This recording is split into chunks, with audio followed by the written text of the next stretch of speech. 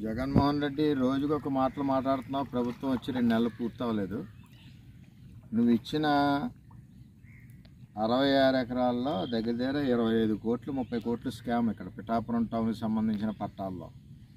ఇది మేము ఇంకా ముందునొస్తే మేము మునిగిపోతామని చెప్పి రాలేదు.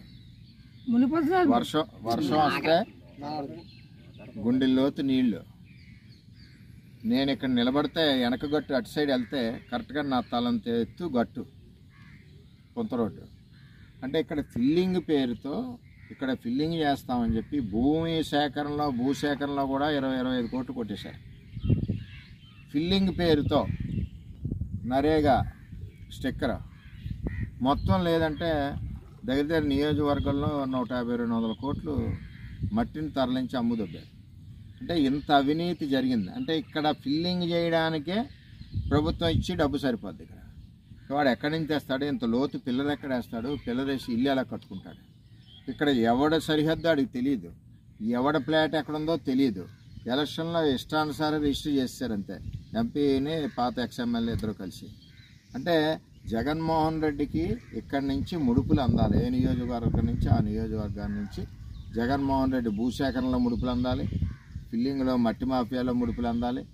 ఈ విధమైన ఆలోచనతో జగన్మోహన్ రెడ్డి పనిచేశాడు. ఇవన్నీ వాస్తవాలు కళ్ళు కనపడుతుంటే ఇక్కడ రా జగన్మోహన్ రెడ్డి పిఠాపురం రా, ఇక్కడ చూడు. తర్వాత తెలుగుదేశం పార్టీని కూటమి ప్రభుత్వాన్ని విమర్శింది, కానీ ఇక్కడ దారుణంగా ఉంది. మరి ఇక్కడ మా ప్రభుత్వం వచ్చింది కాబట్టి దీని మీద ఒకసారి స్టడీ చేసి దీని తర్వాత వీటిని ఏ విధంగా ప్రజలకు అందుబాటులో తేవాలని ఆలోచన చేస్తాం. ఇప్పుడు కూడా సెంట్లు అధికంగా ఇస్తున్నారు. ఏ గ్రామాల్లో అయినా ఇప్పటి వరకు తీసుకొని వాళ్ళు ఎవరైతే ఉన్నారో వాళ్ళకి ఇచ్చి హౌసింగ్ లోన్ కూడా ఎక్కువ ఇచ్చే పరిస్థితి ఉంది.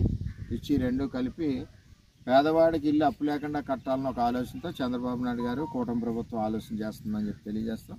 ఏది ఏమైనా ఇంత అవినీతి జరిగింది. దీని మీద కూడా ఎంక్వైరీకి మేము రేపు మంగళగిరిలో ఎప్పుడో వెళ్ళి ఈ 2-3 రోజుల్లో మంత్రులు ఉంటున్నారు కాబట్టి హౌసింగ్ మినిస్టర్కి ఇచ్చి దీని మీద ఎంక్వైరీ చేయమని కూడా మేము అడుగుతామని చెప్పి తెలియజేస్తాం. పిఠాపురం పట్టణ వాసులకి ఇంత అన్యాయం వైఎస్ఆర్సీపీ ప్రభుత్వంలో జరిగింది. అందరూ కూడా మీరు అర్థం చేసుకోవాలని చెప్పి పట్టణవాసులు కోరుతున్నాము. ఇప్పుడు మేము వచ్చేసరికి 950 ఎన్టీఆర్ అపార్ట్మెంట్లు ఇచ్చాం, టిట్కో హౌసెస్.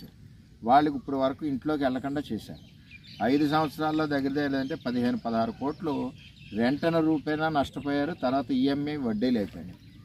వాటిని కూడా అన్నీ పాడు చేసి పెట్టారు. నేనేమంటున్నానంటే వాటిని కూడా త్వరలోనే మరి చంద్రబాబు నాయుడు గారు పవన్ కళ్యాణ్ గారు కూడా బడ్జెట్ రిలీజ్ చేసి వాటిని రిపేర్ చేసి ఎవరి ఇల్లు వాళ్ళకి ఇచ్చే ఏర్పాటు చేస్తామని చెప్పి తెలియజేస్తాం.